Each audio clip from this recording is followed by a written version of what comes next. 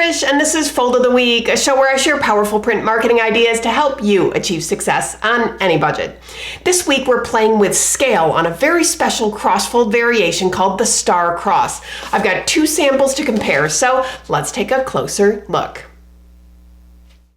First up is a sample that I'm bringing back from episode 315. This is a star cross designed as an event invitation. Stylish and compact, this format is the perfect size to get the message across in a memorable way. As you can see, it looks like an envelope, but when you untuck the cover, it deconstructs into a star shape. In this design, the bottom panel cleverly serves as a glueless pocket to hold a small card insert. These were digitally printed with variable data personalization.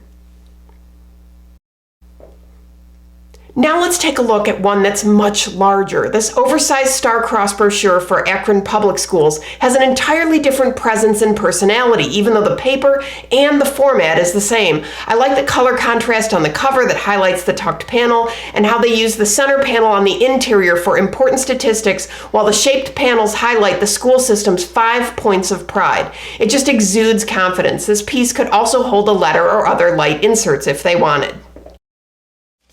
It's always cool to think about how the choices we make as designers can make all the difference in the success of a piece. In this case, both made great choices.